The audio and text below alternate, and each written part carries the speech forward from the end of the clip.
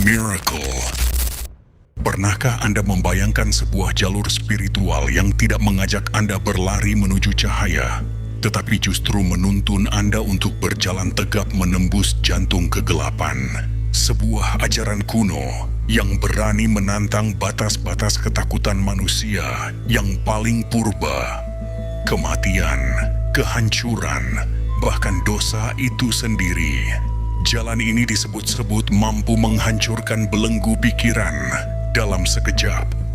Namun juga dipandang sangat berbahaya karena menyentuh wilayah-wilayah yang oleh dunia dianggap terlarang. Inilah misteri dari Tantra Bhairava. Dalam episode kali ini, kita akan menyingkap tabir dari salah satu tradisi spiritual yang paling disalahpahami di muka bumi. Kita akan melampaui citranya yang menakutkan, kalung tengkorak dan api kremasi. Untuk menemukan jantung filosofinya yang agung, kita akan menyelami mitologi kelahirannya yang dramatis, membedah peta kuno, menuju kebebasan dalam Vijnana Bhairava Tantra, dan membedakan antara jalan tangan kanan yang suci dan jalan tangan kiri yang transgresif. Ini adalah sebuah perjalanan untuk memahami bagaimana racun ketakutan, jika dihadapi dengan kesadaran penuh, bisa diubah menjadi nektar kebebasan abadi. Rahayu, salam damai untuk seluruh semesta. Selamat datang kembali di Sense of Miracle. Jika jiwa Anda siap untuk menghadapi cermin yang paling jujur, tekan tombol subscribe dan nyalakan loncengnya. Karena perjalanan menuju cahaya sejati terkadang harus melewati bayangan terdalam diri kita sendiri. Pertama, wajah ganas Sang Hyang Siwa, kelahiran Bhairava. Untuk memahami Tantra Bhairava, kita harus terlebih dahulu mengenal Bhairava itu sendiri.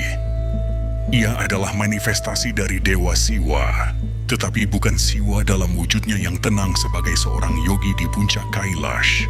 Bhairava adalah aspek Siwa yang paling ganas, murka, dan tak kenal kompromi. Ia adalah penguasa waktu kala, sang penghancur ego, dan penjaga gerbang kematian. Menurut sebuah legenda kuno dalam Purana, Bhairava lahir dari sebuah tindakan kosmik yang dahsyat. Suatu ketika, Dewa Brahma, sang pencipta, menjadi sombong karena memiliki 5 kepala, sama seperti Siwa. Dalam arogansinya, ia menghina Siwa. Kemurkaan Siwa pun meledak, dan dari amarahnya yang membara, lahirlah sesosok makhluk yang mengerikan, penuh kekuatan, yaitu Kala Bhairava. Dengan kuku jari kelingkingnya, Bhairava memotong kepala kelima Brahma, kepala yang telah mengucapkan kata-kata sombong. Namun, tindakan ini membawa karma.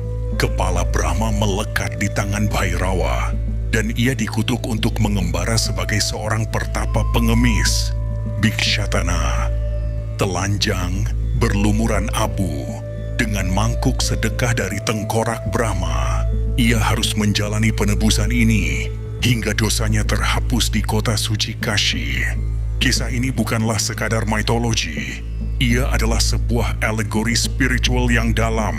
Kepala Brahma melambangkan ego dan kesombongan intelektual.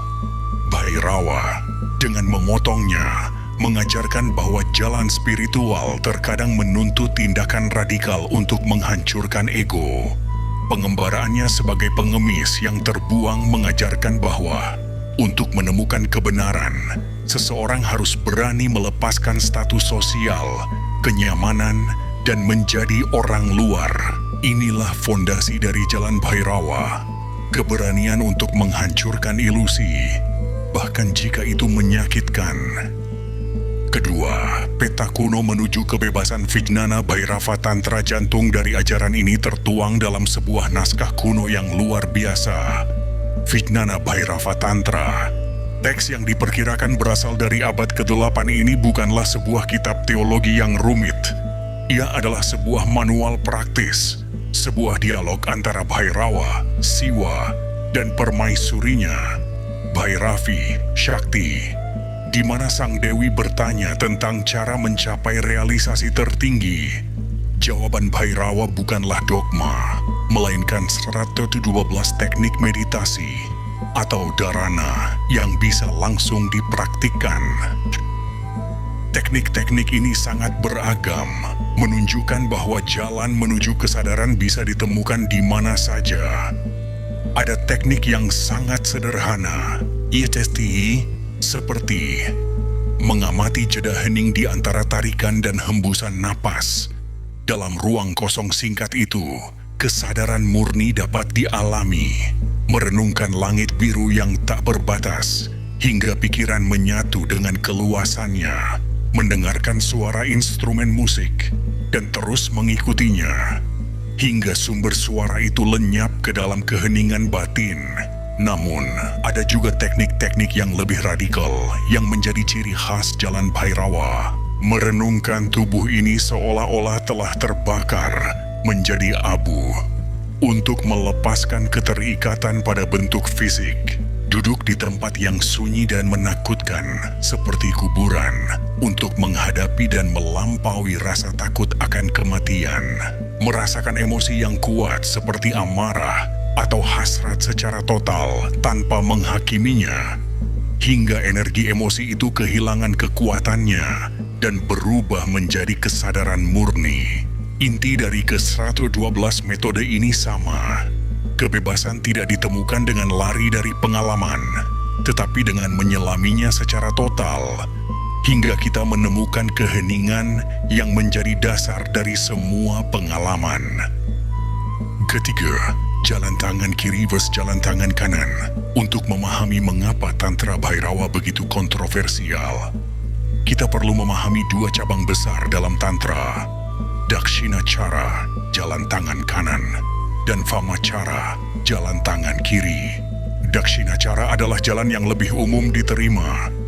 Ia menekankan pada penyucian diri, ritual yang teratur, penggunaan mantra, dan mengikuti norma-norma sosial dan moral. Ini adalah jalan yang sejalan dengan tradisi Veda yang lebih ortodoks. Sementara itu Vamachara, jalan yang ditempuh para pengikut Bhairawa, adalah jalan transgresi. Ia secara sadar menggunakan hal-hal yang dianggap najis atau terlarang oleh masyarakat umum sebagai alat untuk melampaui dualitas. Jalan ini berani menantang konsep baik buruk, suci najis, dengan keyakinan bahwa kesadaran tertinggi berada di luar semua kategori tersebut. Mereka menggunakan apa yang disebut Pancamakara atau 5M yang sering disalahpahami secara literal sebagai ritual untuk menghancurkan ikatan ego dan sosial. Inilah sumber dari citra Tantra yang gelap dan berbahaya. Namun bagi para praktisi sejati, ini bukanlah tentang pemuasan nafsu. Setiap elemen terlarang digunakan sebagai katalis untuk membangkitkan energi spiritual, kundalini, dan membakarnya menjadi kesadaran. Ini adalah jalan pintas yang curam dan terjal. Jika niatnya tidak murni atau tanpa bimbingan seorang guru yang mumpuni, seseorang bisa dengan mudah terjebak dalam indulgensi dan kesesatan, bukannya mencapai pembebasan. Keempat, paradoks sang penjaga gerbang keindahan dan bahaya Tantra Bhairawa adalah sebuah paradoks. Di satu sisi, ia menawarkan jalan cepat menuju kebebasan, moksha. Di sisi lain, ia adalah jalan yang penuh bahaya. Bhairawa bisa dipandang sebagai penjaga gerbang menuju istana pencerahan. Ia menawarkan kunci, tapi ia sendiri tampak mengerikan. Bahayanya terletak pada salah tafsir. Banyak yang terpikat oleh aspek ritualistiknya yang ekstrem, mengira bahwa dengan melakukan hal-hal mengerikan, mereka otomatis menjadi tercerahkan. Mereka terjebak pada alatnya, bukan tujuannya. Mereka mungkin melakukan ritual di tempat kremasi, tetapi pikiran mereka dipenuhi kebanggaan spiritual, bukannya kesadaran akan kefanaan. Disinilah letak jebakannya. Filosofi sejati di baliknya adalah transendensi melalui konfrontasi. Dengan menatap kematian di tempat kremasi, tujuannya adalah untuk menyadari bahwa aku yang takut mati ini hanyalah sebuah ilusi. kumpulan pikiran dan memori yang sementara. Jika berhasil, belenggu ketakutan terbesar akan hancur. Jalan ini menuntut kejujuran radikal.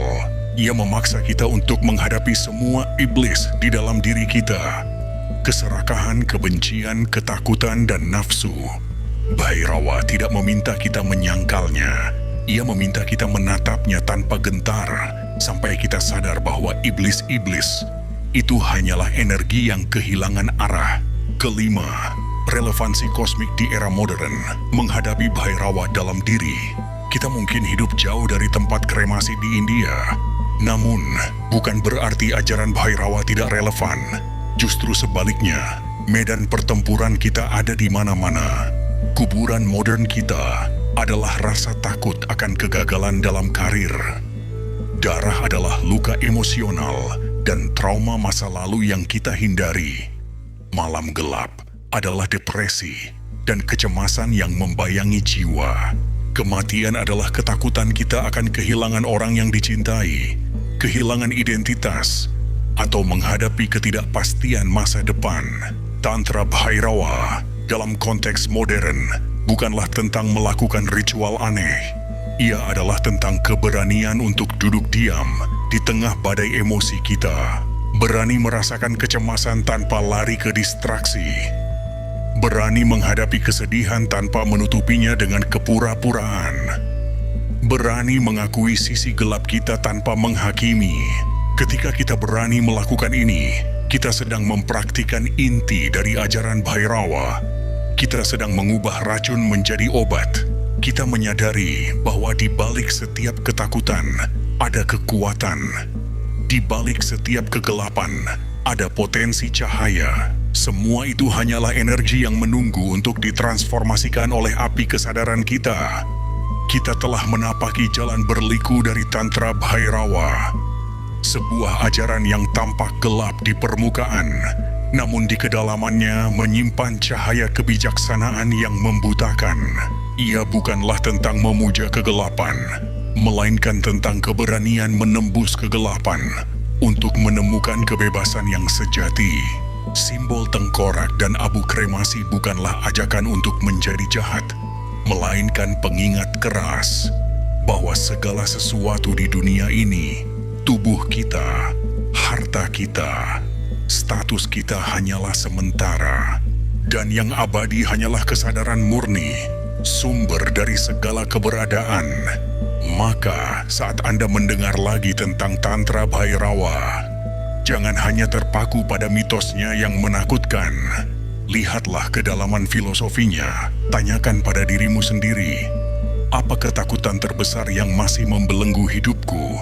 Bagaimana jika ketakutan itu bukanlah tembok, melainkan sebuah gerbang menuju kebebasan batin yang selama ini aku cari? Mungkin di dalam diri kita semua bersemayam seekor Bhairawa, bukan sebagai monster, tetapi sebagai potensi keberanian yang tak terbatas, yang siap menghancurkan semua ilusi, yang menghalangi kita untuk pulang ke rumah sejati kita.